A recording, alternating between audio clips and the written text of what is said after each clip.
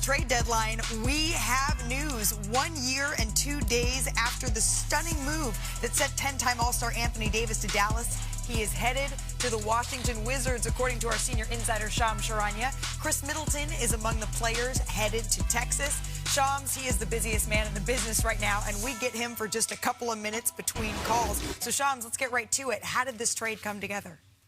Malika, the Washington Wizards seized an opportunity, and they clearly have stopped and ended their deconstruction period. But today, they were canvassing the league. Anthony Davis and Domantas Sabonis were atop their targets, and they had a window today to get AD, the future Hall of Fame big man, at the cost of 2 first-round picks, 3 seconds. But most importantly, they delivered Dallas a lot of flexibility moving forward. As our Bobby Marks said, they are now out of the aprons. They're out of the tax this year and moving forward, all to finally move forward with this organization 1 year after the Luka Doncic for AD trade. They're going to go all in and build around Cooper Flagg. Listen, we all know when Anthony Davis is healthy, he's one of the best big men in the league.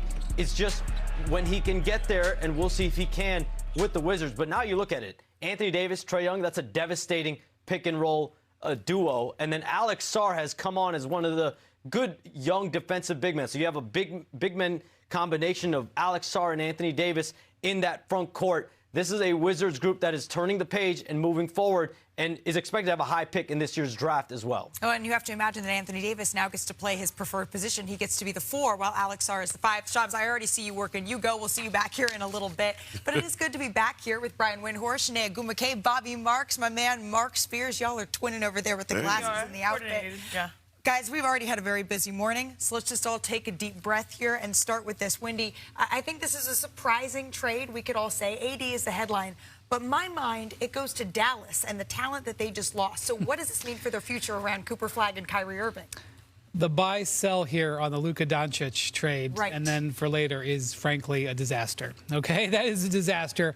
The good news for Dallas is they have Cooper Flagg. Cooper Flagg looks spectacular. Focus on that. As Shams said, this is all about the price. The price for Anthony Davis is next to rock bottom. This is a glorified salary dump. But couldn't they have waited, and could his price have gone up? Could they have gotten more in return? I don't think so. Okay. I think they evaluated that the price for Anthony Davis was very low, and this is not an insult to Anthony Davis. This is just a reality. They did get 2 first-round picks in name, but the one pick is Oklahoma City's pick. That is very likely going to be the 30th pick in this year's draft. If they're passed by the Pistons, maybe 29th.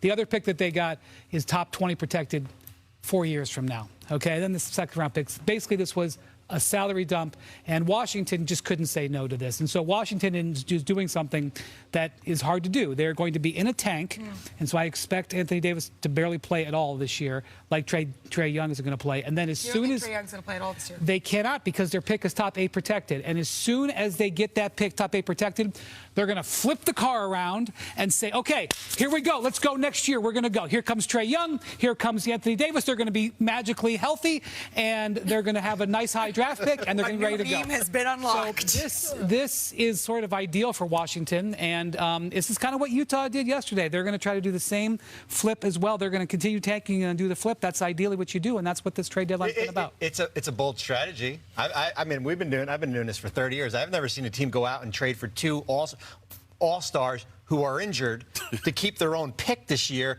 and then basically flip that rebuild to next year and hit the ground running. Can you imagine a healthy Anthony Davis and Trae Young, and then getting a top 5 pick with already Alex Sarr and Bilal Coulibaly and Trey Johnson here? As Brian has said, it's pre-free agency, and I think for Dallas, listen, Dallas had 2 ways to go here. They could have gone the way of acquiring a long-term salary and spin the wheels competing for the play-in, or wipe it clean, build the roster on Cooper Flagg, build up their draft assets. As Brian said, you get out of the aprons here and you move forward with a lottery pick in June. I can't believe I'm going to say this, but I really want to focus on the Wizards. I want to focus on the Wizards here. We all know what is going on with Dallas. They're going to rebuild around Cooper Flagg. But for the Wizards, it finally seems like they have a sense of urgency to try to compete. And you're like, how do they normally get these types of all-stars? Well, they have to do moves like this to land these players. And unfortunately, sometimes they have injuries or they have deficiencies. But I do like the pairing, because Trae Young, we all know he can score, but also one of the best assisters in the NBA. And his biggest issue is defense. Having Anthony Davis behind him sort of masks that liability, and also he's a pick-and-pop big, so 1-2 punch, it's a good look. So what happens with Kyrie Irving now, right? Is he next? Right, that's the question. Doesn't look so. Okay. It's almost a year till he had his ACL injury, and I talked to his agent, Shatalia Irving, just a second ago. She said that Kyrie is just processing the changes, and he's still committed to Dallas. Source close to the Mavericks told me that they believe Kyrie is still committed to the Mavericks as well. Obviously, there's 24 hours to go. A lot could happen, but Kyrie's working out. Yeah. We'll see if he plays. Ms. Irving didn't give me any idea when he could be back. Okay. But in terms of his situation with Dallas now, they shouldn't bring him back. They shouldn't bring him back. They shouldn't win. Yeah. Everybody should tank involved here. And quite frankly, they don't have to trade Kyrie because they've done the hard work. The biggest problem that Dallas had was they were looking at massive luxury tax payments for next year on a team that was no longer properly built. Right. They can bring Kyrie back next year, see how he does with Cooper Flag.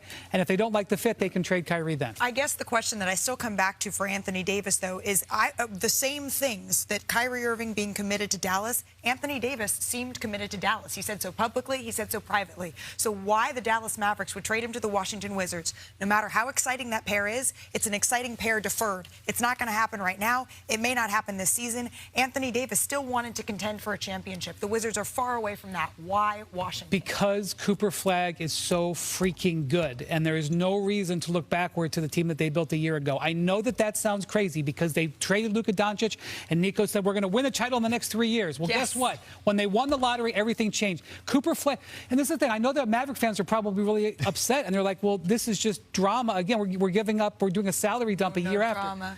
But you have Cooper Flag. Did you guys see what Cooper Flag's done the last 3 years? Yes, we have. He's crushing it. Their future is so bright. The Wizards' future is so bright. Everybody be happy. Just don't watch what happens the rest of this season. All right, Brian, you know what? We all need a little bit more happiness in the world in general right now, so we're going to heed your advice there. And TikTok, it has been a busy deadline, and we are still 23 hours and 52 minutes away from the actual deadline coming to fruition. And within the last couple of minutes, we had another move. Shams keeping the breaking news going as the deadline approaches. The Chicago Bulls, they are trading Kobe White and Mike Conley Jr., who they just acquired, to the Charlotte Hornets for Colin Sexton. As Sexton here, 3 second-round picks as well.